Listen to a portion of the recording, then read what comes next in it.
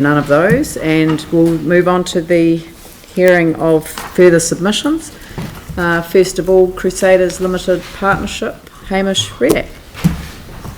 Please come forward. Page 12 on your agenda. Did you notice Crusaders is here too? Is that all right? Yeah, no, that's absolutely fine. Just, councillors, you may not have noticed, but on the hub, all of the annual plan documents are now under annual plan 2017 to 18. So we've actually set up, I think it was a request from the weekend, that everything go on into one page, and they're all there. Now I can't find anything. What's today? 22nd, it's the last one. 23rd's today. 22nd? Hey? 22nd? Right, okay. That's because I opened the wrong one. Far away. Thank you, and thank you for the opportunity to address the council. We understand that the submission we have made has been read, so we don't wish to go through that in any detail Been published again. in the press as well. Yes, I saw that. But there's a couple of comments that perhaps we could make at the beginning of this 10 minutes. And we note initially that our submission was made nearly a month ago. And since then, of course, there has been the commitment to the pre-feasibility study for a multi-purpose arena, and that's an important step, and our submission finishes with the plea to get the business case underway. Well, clearly events have moved positively from our perspective in that space. Christchurch has had an outdoor arena for well over 100 years, and that was Lancaster Park. Lancaster Park was, of course, a multi-purpose venue in its own right, and the history of Lancaster Park is a very storied one and had an extraordinary array of community events over its life. It was insured. It was damaged through no fault of anybody's in the earthquakes, but the insurance claim has been settled. Payment has been made. Oh, sorry, excuse me for just laughing a little bit, but right. I mean the settlement is that not comparable to the amount it was insured for. Indeed not. Yeah. But has been settled, and my point is that of the things that have been legitimate issues and impediments to dealing with the future, some of them are now gone. And my point really is that the insurance claim has been settled for better or for worse. Lancaster Park has been deemed irreparable, and therefore we are now at the point where the future outdoor arena for the city is legitimately needs to be decided. We'd also like to make the point that we do sit here in a sense representing a very big silent majority, and while a number of people express a counter view, the research that we conducted showed 94% of the citizens of the city think it is important for Christchurch to host a variety of large-scale national and international events. So that 94%. So you can argue about margin of error and how many people were spoken to, etc., etc. But as councillors, I'm sure you understand that's a very big number that supports a facility. 91% believe Christchurch needs a modern, mixed-use outdoor event centre. It is true that 61% have wanted a new venue, and 28 would have preferred Lancaster Park to be repaired. But that issue has been dealt with. So there's a vast number of the citizens of the city who want this matter dealt with. We would also like to emphasise that our support is and has always been for a multi-purpose arena. Just as Lancaster Park hosted a wide array of community events, our support is for a multi-purpose arena, and we will be but one user, hopefully an anchor tenant, paying an agreed commercial rental, but only one of many users. I'd just like to conclude these very brief comments in support of our submission to also emphasise our offer to support. So any part of the process around the feasibility work, around design, around how a lease and operating arrangements might work into the future, we stand ready to work with decision makers like the council to help make that process go well. Thank you, Your Worship.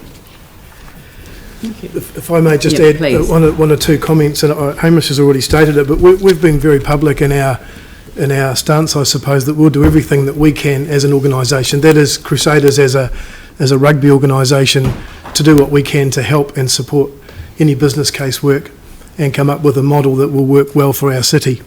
There's no question that the Crusaders brand, the Crusaders rugby team does its bit to help gel the city and help gel the supporters of our region.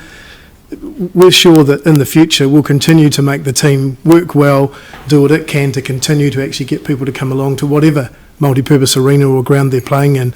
We've been really grateful for what we've had with the temporary stadium, but we all know how difficult it is to live in a temporary environment for too long without starting to have issues inside your business. We've got a really healthy future. We've made some changes in our organisation to hopefully have a brighter future for the Crusaders and the supporters that we have out there. A new multi-purpose arena, sometime planned in the future, will give us a bit of surety that we can continue to keep developing our business as well as our rugby team to enable us to continue that support to widen and grow as well. It's pretty important to the people of Christchurch that we have something to look forward to, and the Crusaders have been helping that, I think, in the last 4 or 5 years. And as I say, really grateful for what we've had, but really looking forward to working with the council and the government and whoever can help us with regard to a new arena for our team to play in. Thank you. My question really goes back to the cost-sharing agreement arrangements, because the thing that kind of worries me always is the level of expectation that's been built in the public mind. I mean, I could get a 95% result on a survey if I didn't tell people that it would cost them X amount in rates or X amount in capital, and it would have an impact on their rates bill and their children's rates bill and their children's rates bill. But these things are not, they don't come without a price. Sure. And I guess that was my little chip on the insurance, is that we were disappointed in terms of what we were able to obtain, but there were a number of challenging issues, not least of which the fact that land had been allocated for a stadium to be built elsewhere. When you're trying to negotiate over technical issues such as steel strain. Yeah. So the thing that worries me is that there's an expectation that the $253 million that we have on our books will be sufficient to meet what people believe will be a 35,000 seat indoor enclosed arena, when in fact the cost sharing agreement shows that that's not possible to be achieved for $253 million. There's an expectation that a sum of money will come in from the private sector. So that's why the pre-feasibility isn't so much about the nth degree business case, it's about how do you make this not a burden on the people of Christchurch forever and ever. Yeah, and that's we understand that statement. It makes perfectly good sense to us. Where we've, I guess, been stuck, if that's the right word, has been that conversation has been really hard to have. Yeah. Because it's been trapped in this is not needed, or this is not necessary, or this is extravagant, or you can do without it, or look what you've got out there anyway, and just pushing the whole thing away. I think it's entirely legitimate to have a proper conversation about what cost and what it looks like and what other things should be in there to help the financial model work. But we're really open about that conversation rather than tucking all that away inside the sort of the pushing the project out of the way. Yeah, so we get that. We get that. And what that will do is that because we've pushed it out in our LTP, it will be an LTP conversation to bring it forward. Yeah. And that will enable us to have that conversation with the people of Christchurch in a very explicit way. Perfect. And we will know what those costs really are. Yeah. Yeah. Yeah. Yanni, then Tim.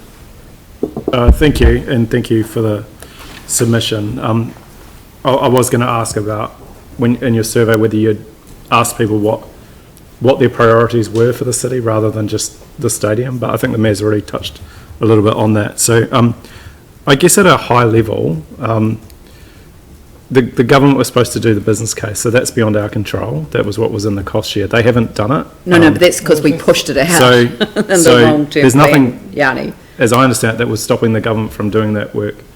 We pushed it out. So- 30th of June 2016, we'd have pushed it out in 2015. So anyway, we were told we would get briefings. We never got briefings. Yeah. Things have happened, but I can't see what stops us having the conversation now. And I guess I was interested to know, in terms of the future of professional sports, which does seem to be the kind of bigger issue in terms of a city and in terms of the ratepayers, where do you see professional sports going with sort of declining attendance, declining TV, So there's some myths already. and raising salaries? So TV for rugby is not declining. Right. Attendance is not declining. But do you want me to predict 30 or 50 years' time? I don't know quite how to do that. What I do know is that sport in general, and professional sport is only one little piece of sport, so it's the tip of the iceberg, if you like, is still a very, very important part of many people's lives. And I foresee that it will continue to be so. And that's just the sport. And if you think about a multi-purpose arena that might attract concerts and exhibitions and other community events, and I'd urge you perhaps to read the history of Lancaster Park. And it isn't just about sport, it's about a community gathering place of a size that attracts particular events that otherwise wouldn't be there. And so the future of sport, I think, is secure in our psyche, whether it ebbs between one sport and another, whether you have lean years and then great years, all of that is probably true, but none of it can be celebrated properly if you haven't got the platform to do it. Yeah, my question was really around, there seems to be an increasing demand on ratepayers to subsidise professional sports. We're getting into bidding wars with other cities around New Zealand, and it doesn't seem very sustainable from a financial point of view. Now, maybe those things that you've said are true, but the reality for us as the public purse is we seem to be getting increased requests for funding to subsidise professional sports. Yeah, I don't know if that's true. I mean, I have to I take think that that's what value. Yanni's If I may referring make to a is comment, I if don't we think- want the All Blacks to play here, it costs. Yes, but it does. But That's right. perhaps it costs at the moment because we've got a temporary little stadium. No. The Across bidding New Zealand. war that goes on between different venues. So we'll be in competition with Dunedin. Yeah. We'll be in. I mean, they've missed out too. But in terms of the cost and professional sport, and it's not just rugby union. Rugby league's the same. Yeah. I mean, it's all of a them. They're general professional thing that's sports, and they get us to bid against each other as cities Yeah. and regions. That's right. And build bigger and bigger stadiums, because otherwise they won't come. And it just seems to me that there's a really fundamental question around the sustainability or the financial model of professional sports. Which is why we want this pre-feasibility to kind of address a number of these issues. I heard the Minister say very explicitly that he does not want to see this, as the former Minister, as a burden on the ratepayers of Christchurch. I am of one mind with the Minister on that, because Yes. I do not want to go out and promote a burden on the ratepayers of Christchurch. And I think around the world there are some fantastic models where arenas or stadia have other facilities attached to them that help with the financial model, and you can just Google it, and there's just anything you can think of that's attached to the stadia build. Hotels, Hotels, shopping malls, retail, hospitality. There's just so in our submission we've said it's rightly, in my view, that the council should be deciding what that part of the city most needs in terms of other facilities, and then you can easily put that with an arena build and get the benefits of that to mitigate the costs that would otherwise flow. That's what we're asking the Trust to do. Tim? Thank you. Just a very simple question. As you guys are clients or users of the temporary stadium, because I see it from the other side, what do you think its lifespan is as it is? Because we know the costs are rising, etc. Look, to be absolutely honest, I don't think I can sit in the council chamber and answer that question. I don't know. I'm not an engineer. I don't know what work's already being done on that. We hear all the same things in the community that I'm sure you all hear as you move around. All sorts of dates get quoted quite merrily. I don't know what is true. What we do know is that the maintenance costs are on an exponential Yeah. curve upwards. And as you would expect with a temporary facility, it's starting to cost a lot to keep it open. In more ways than one, but thank Yeah. you very much. One thing that we've done, just to add to that for you too, Tim, is that we've said that we'll work as close as we can with the current stadium trust to help make the business for them in terms of that temporary stadium work and work for us. So we're on a temporary arrangement with them, but we're going to look to put in place a more commercial arrangement going forward that ensures that we can do our bit to help mitigate that cost going forward in the interim while the business case and then maybe plans for the new arena are put in place. So we don't want that to fall over. It's critical for our business as well. It's critical for our community to have it, and we'll do our bit to make sure we can keep it going where we can. And that's why that pre-feasibility is so important, to have all the parties involved. Absolutely. Cool. And Thank you. again, we'll commit to And if the helping out with that Crusaders too. keep paying the way that they are, you know, I Well, think yeah, we're we'll- in trouble for we'll- the we'll- state. We can't promise We'll be that, doing but all we can, yeah. That's right. Excellent, all right. Yeah, right. Okay, well, look, thank you very much. Thank you. That's much appreciated. Thank you.